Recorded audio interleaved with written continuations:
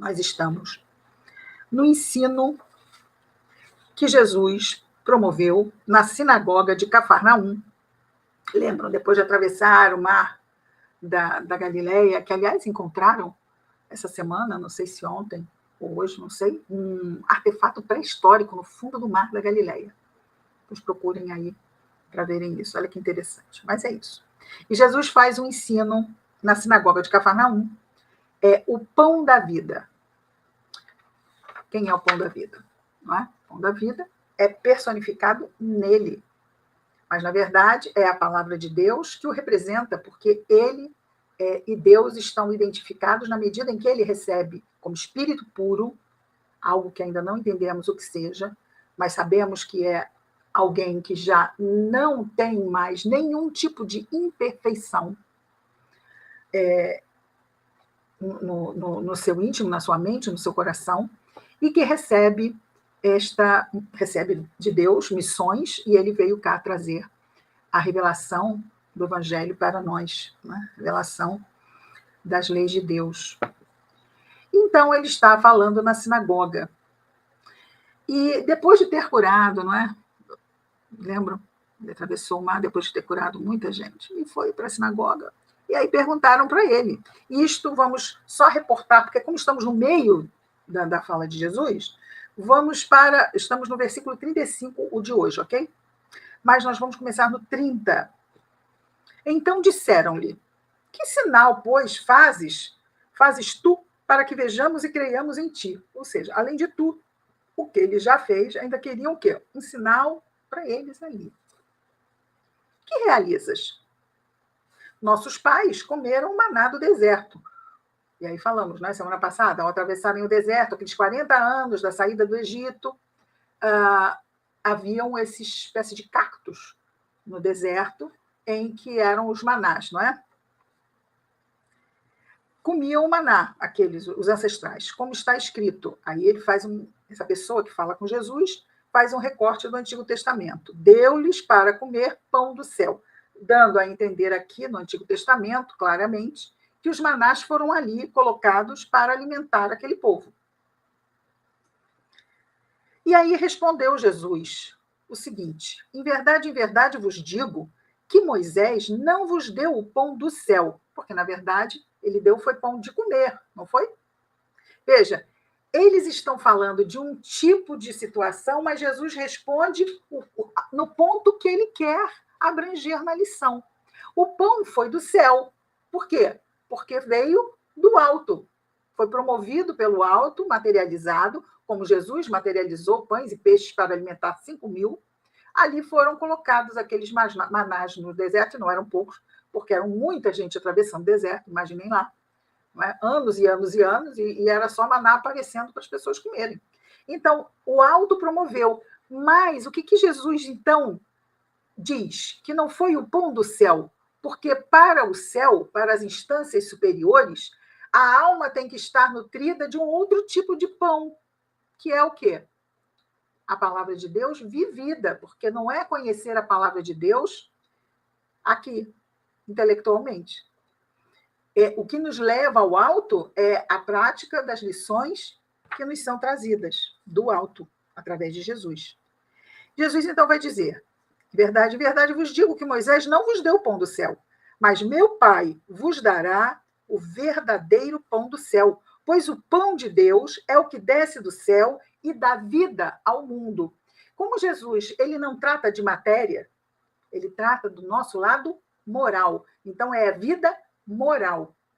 Esse alimento que vem é a palavra de Deus. Como ele disse, nós comentamos na semana passada, a mulher samaritana, porque a água que eu dou de beber, a água que dás, quem beber voltará a ter sede. Mas a que eu dou de beber, quem beber não terá sede de novo. Assim também como o alimento, já que aqui agora é uma, vamos dizer assim, uma colocação comparativa com o pão, que alimenta, não que se bebe, não é? Então, ele vai colocar também que esse pão que vem de Deus dá vida ao mundo. Então disseram a ele, esse já é o versículo anterior ao que nós vamos começar aqui. Então disseram a ele: Senhor, dá-nos sempre esse pão. E é aqui que começa o nosso conteúdo de hoje. Versículo 35, disse-lhes: Disse-lhe Jesus. Vejamos que ele está dizendo, respondendo a uma questão que é: Senhor, dá-nos sempre esse pão do céu. E ele diz: eu sou o pão da vida. Vejamos que dificuldade, porque ele está falando para pessoas que pensam concretamente. Por isso ele foi crucificado, porque no final o povo não entendeu. Achou que todo aquele poder, ele chegando como Messias, seria para libertá-los dos romanos. Mas ele não veio resolver uma questão tão superficial como uma questão temporal, né? Uma questão que se resolve naturalmente com o passar do tempo. Ele veio resolver uma questão íntima de cada um de nós, que é a nossa questão moral, que é o que nos faz andarmos em círculos, não usando bem o nosso livre-arbítrio, ou avançarmos moralmente, evoluirmos, não é? Irmos para instâncias superiores, se agirmos de acordo com as leis de Deus, usarmos o nosso livre-arbítrio de acordo com essas leis, e assim paramos de andar em círculos. Por que, Cristina, andar em círculos? Não seria retroceder? Não, ninguém retrocede. Não é? Mas nós podemos, eu costumo sempre ter a imagem, sabe de quê? De uma portaria de um prédio e de um quarteirão. E aí a pessoa vai, acha que está fazendo alguma coisa, né? E começa a errar. E o que ela está fazendo? Ela está só dando a volta ao quarteirão. Essa volta ao quarteirão pode durar 100, 200, sei lá quantos anos, que ela pode chegar ali, vai o quê? Vai ter que repetir. Aí, mas sabe aqueles filmes que nós vemos que a pessoa chega assim, peraí, eu já passei por aqui. Acho até que a gente já, em lugares que a gente não esteve antes e fica meio perdido, né? Quando nós vemos, começamos a andar em círculos, mas peraí, eu já passei por aqui, eu já passei por aqui. E às vezes podemos fazer isso, e fazemos no nosso processo evolutivo, de ficarmos repetindo escolhas erradas, sem nos darmos conta, muitas vezes, de quão errada é a escolha. Só que um dia a gente fica assim, peraí, eu devo estar no caminho errado, porque eu não saio daqui. E quando nós percebemos e saímos, como foi na mensagem inicial, o que nós levamos? O aprendizado da falha. Não é? Ai, mas olha, eu vou estar muito mais preparado para o próximo desafio. Porque aquele desafio já me ensinou, aquele que eu fiquei ali repetindo, de teimosia às vezes no final, porque antes começa com uma ignorância. E muitas vezes passamos por uma rebeldia, uma acomodação, mas é isso. Como diz no Livro dos Espíritos, o mal cansa, né? Cansa nós estarmos, o mal é imperfeição, ok? Não é maldade, não. É só imperfeição. Fazemos escolhas erradas, que não estão de acordo com a lei de Deus. E ficamos dando ali. E voltamos para aquele ponto zero. E voltamos para o maior, não. Eu não lembro das vidas passadas, mas vem uma necessidade de voltar a enfrentar, e quando as coisas vêm, e muitas vezes vêm difíceis, nós vemos pessoas determinando para as suas vidas e fazendo escolhas, que nós dizemos, nossa, quanta coragem, nossa, quanta força, quanta disposição. É porque a pessoa já passou tantas vezes na portaria, que já fala assim, chega que agora eu vou parar em outra portaria, mas eu vou sair desse quarteirão. E quando nós levamos esse ganho dessa experiência, olha, é realmente incrível e maravilhoso. Temos aqui mais 3 companheiras. Querida Marta, seja muito bem-vinda. Querida Maria Azan, seja muito bem-vinda. Querida Leopoldina, seja muito bem-vinda. Vejamos, então. Então, Jesus vai dizer que é o pão da vida, que ele, a sua palavra, é o alimento. Só que isso poderia confundir as pessoas de 2000 anos atrás, não é? Peraí, ele é o pão? Como assim ele é o pão? É por isso que, mais à frente, quando ele diz que era necessário beber do seu sangue e comer de sua carne, os 70 discípulos foram embora. Porque, não, peraí, comer carne, beber sangue, eu estou fora. Olha a dificuldade de abstrair um pensamento, de levar o pensamento, porque Jesus usava essas figuras de linguagem para facilitar a mente concreta, como a criança que tem um pensamento concreto. Mas ele não estava preocupado com isso, não é? Claro que não, porque éramos de pensamento concreto há 2000 anos atrás. Mas ele sabia que o nós de 2000 anos atrás estaríamos aqui 2000 anos depois, revendo e revendo as lições, e já com capacidade de abstrair, que é o que fazemos hoje e que a doutrina espírita nos ajuda de forma perfeita e irretocável. Ele diz: eu sou o pão da vida. Quem vem a mim não terá fome, e quem crê em mim não terá sede jamais. E isso é muito importante, nós termos pensamento abstrato, não é? Porque muitos pensando materialmente vão pensar o quê? Ah, se eu me tornar então um cristão, uma cristã, pronto, nunca vai faltar comida na minha despensa. Será que é isso? Comida na despensa? Ele é o pão da alma. Quem comer do pão que ele dá nunca mais voltará a ter fome, fome na alma. Não tem muitas vezes que nós sentimos em algum momento na vida, ou ouvimos pessoas e dizemos assim: nossa, a pessoa está vazia. É como se ela estivesse com fome. Como a gente diz quando está com fome, que o estômago está vazio. Quando há essa fome de tudo que necessitamos, como a criança pequenina, que necessita de leite, que necessita de cuidados, a alma necessita disto. E isto que nós necessitamos como almas que somos, é este pão que nos nutre a alma. Porque se a nossa alma não estiver bem nutrida, a nossa vida corporal pode chegar a estar ameaçada, não pode? Porque eu posso ser consumida por uma fome existencial, achando que nada faz sentido, que eu sou um nada, e aí? O que pode acontecer daí? A própria existência, a própria reencarnação pode ser posta em xeque.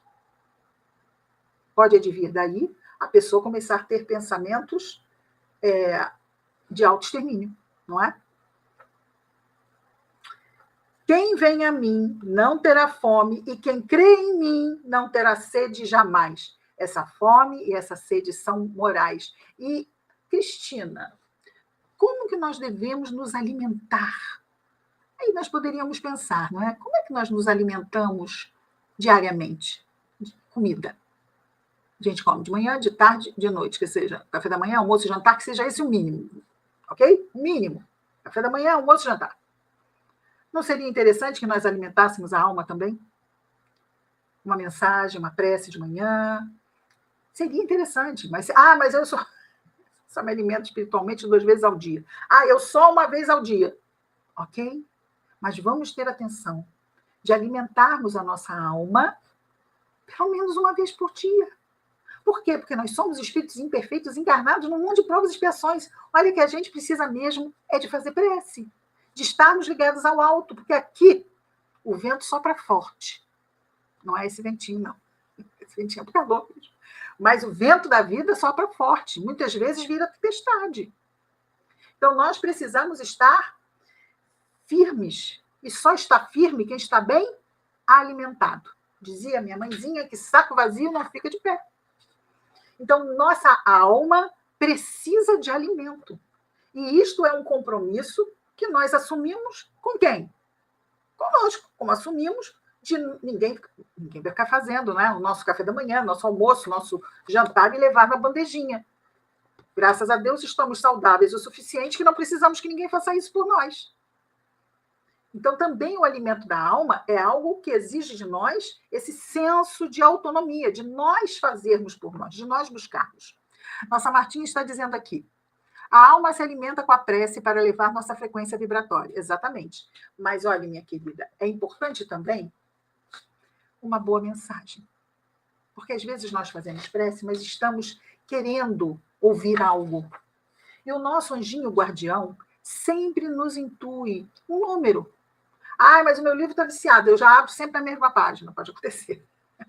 E aí eu posso, como eu sempre faço, de pedir para as pessoas escolherem um número. Eu também escolho um número de 1 a 180, às vezes não abro, porque esse livro aqui, se tem viciado, esse já passou 3 pontos de ônibus do viciado, né?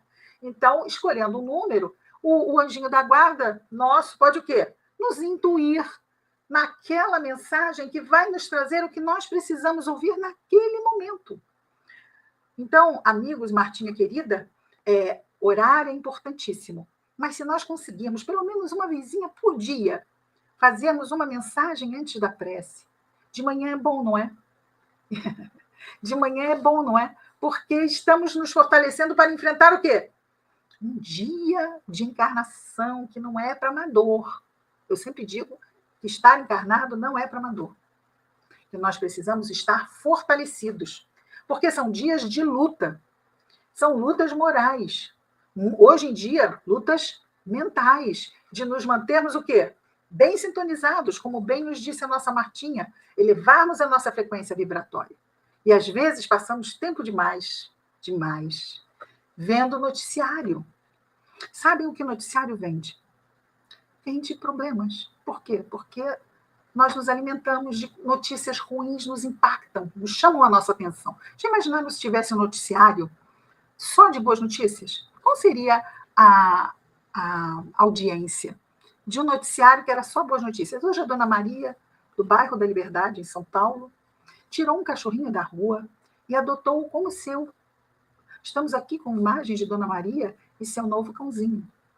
Como seria a audiência de um noticiário desses? Ah, teriam pessoas, não é, que gostariam de ver essas coisas maravilhosas acontecendo. Mas a audiência mesmo, aquela que, como vocês dizem, viraliza, não é? Aquela coisa... Sempre é um escândalo, não é? Escândalo viraliza, ou então a polêmica viraliza, dá altas audiências e um desastre. Qualquer tipo de desastre, natural, artificial,